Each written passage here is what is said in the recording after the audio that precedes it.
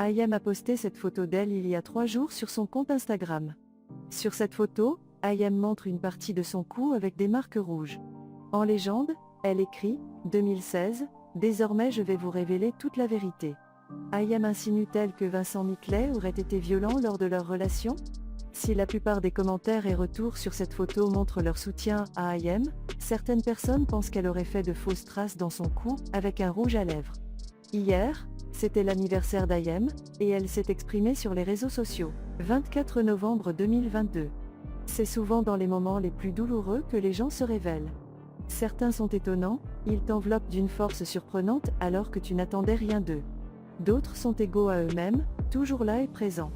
Et il y a ceux qui te surprennent, te déçoivent, te font mal par leurs oublis, leurs absences, leur silence alors qu'ils avaient juré et promis de toujours être là. De cette journée, je ne garderai que l'amour de ceux qui ont des valeurs et de la mémoire. Merci à tous pour vos nombreux messages d'amour, de soutien en ce jour d'anniversaire si triste. À voir là maintenant, reportage sur les pervers narcissiques sur M6. Décidément, quelle soirée d'anniversaire. Matez la chambre d'hôtel de la psychopathe.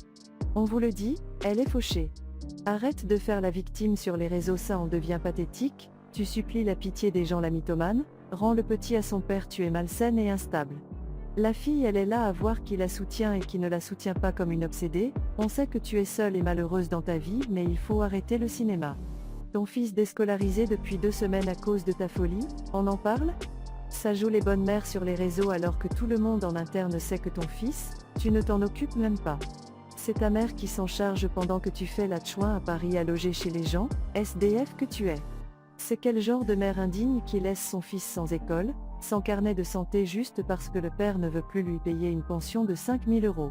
Une vraie malade mentale, si tu es toujours bloqué ce n'est pas pour rien, c'est que tu es en tort, réfléchis gogol sans cervelle, ce n'est que le début de tes peines. Tu ne disais pas qu'il était pervers narcissique quand il te faisait des virements tous les mois de ta petite pension sachant que ton fils, à qui tu tiens tellement soudainement ne vivait plus avec toi, la schizo.